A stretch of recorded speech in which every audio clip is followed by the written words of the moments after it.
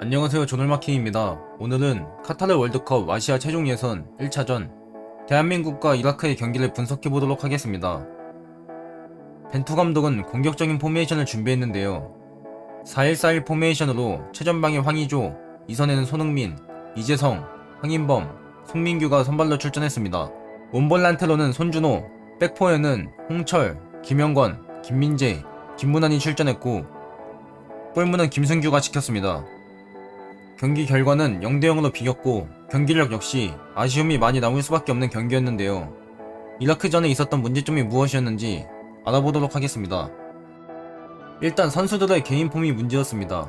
선수들 간의 호흡이 맞지 않았고 손발을 맞춘 지 얼마 안 된 탓인지 패스미스가 많았는데요. 빌드업 시에도 패스미스가 있었고 공격 지역에서 패스미스가 많아 공격을 전개하는데 어려움을 겪었습니다. 대체적으로 드리블이 길고 터치가 투박한 모습을 많이 보였던 우리나라 선수들인데요. 특히 오른쪽 라인인 김문환과 송민규는 많은 아쉬움을 남겼고 이재성 역시 골대 앞에서 결정적인 찬스를 놓치는 등 좋지 못했습니다. 또한 황의조 역시 올림픽에 이어 이날 경기에서도 좋지 못한 폼으로 많은 아쉬움을 남겼고 손흥민은 슈팅을 때릴 수 있는 기회가 몇 차례 있었음에도 양보를 하면서 슈팅을 좀 더 적극적으로 가져갔으면 하는 아쉬움이 있었습니다. 선수의 개인 폼도 폼이지만 벤투 감독에 대한 비판을 안 할 수 없는데요. 공격진에서 선발로 출전한 선수 중 기대를 충족할 만한 선수는 없었다고 볼 수 있고 교체 역시 아쉬움이 많이 남았습니다. 김문환, 송민규를 뺀 타이밍과 선택은 괜찮았으나 이재성의 교체 시간은 69분으로 다소 늦은 시간이고 황의조는 좋지 않은 폼을 보여줬음에도 풀타임을 소화했는데요. 벤치에 최근 좋은 경기력을 보여주는 이동경과 조규성 카드를 활용하지 않았다는 것이 아쉬울 수밖에 없습니다. 세 번째 문제점은 공격 전개 속도입니다. 이라크의 공격 상황이나 코너킥 이후 뒷공간이 많이 남았을 때 우리나라 선수들을 보면 빠른 공격 전개가 아닌 뒤에서부터 차근차근 빌드업을 다시 시작하면서 공격을 만들려고 했는데요. 이라크는 오늘 전체적으로 내려앉아서 수비했는데 이렇게 되면 우리나라가 볼을 점유하고 있을 때 공간이 많이 나지 않습니다.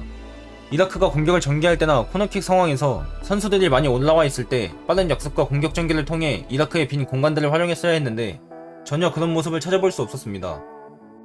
네 번째 문제점은 공격하던가 박스안 침투가 적었다는 것입니다.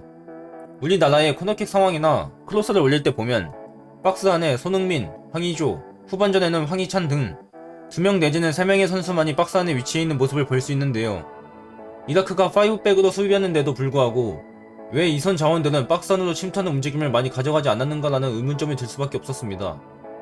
또한 황의조는 전방에서 고립되는 모습이 많았고 이선 자원들이 침투를 하지 않다 보니 패스를 받아도 다시 백패스를 내주는 모습이 잦았습니다. 다섯 번째 문제는 공간 활용을 전혀 못했습니다. 이라크는 수비 시에 5백으로 견고한 수비 블록을 형성했는데요. 손흥민이 볼을 잡으면 2명에서 4명의 선수가 달라붙어 손흥민이 볼을 오래 소유하지 못하게 방해했습니다.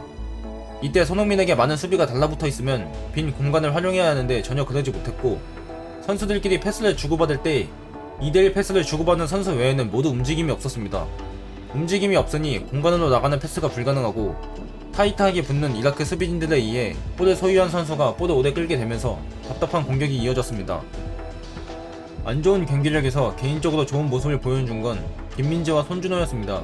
김민재는 왜 자신이 이번 여름 이적 시장에서 핫했었는지 능력을 어김없이 보여줬는데요. 피지컬로 상대를 압도하는 모습과 빠른 스피드를 통한 역습 차단, 제공권 등 압도적인 모습을 보였습니다. 손준호는 풋백 보호와 패스 선택지 빌드업에서 나름 준수한 모습을 보였다고 생각합니다. 개인적으로 기대 대비 아쉬웠던 건 이재성과 손흥민입니다. 이재성은 잦은 터치 미스와 패스 실수, 전반전에 결정적인 찬스를 놓친 것까지 사실 이재성이 전반전에 득점해줬더라면 경기를 더 쉽게 가져갈 수 있지 않을까 하는 생각이 듭니다. 손흥민은 너무 슈팅을 아끼는 모습이 너무 아쉬웠습니다. 전반에 몇 차례 기회가 있었음에도 슈팅을 때리기보다 동료 선수들에게 만들어주는 모습이 아쉬웠는데요. 이날 손흥민이 슈팅 개수는 2개, 유효 슈팅 개수는 0개로 토트넘에서 봐왔던 모습과는 거리가 멀다고 할 수 있습니다. 다음 레바논전에서는 손흥민이 자신감 있게 슈팅을 때려줬으면 하는 마음이 큽니다. 이라크전은 이미 끝났기 때문에 지나갔고 다음 주 화요일에 있을 레바논전에는 좋은 경기력과 좋은 결과가 있길 바라며 오늘 영상도 봐주셔서 감사합니다.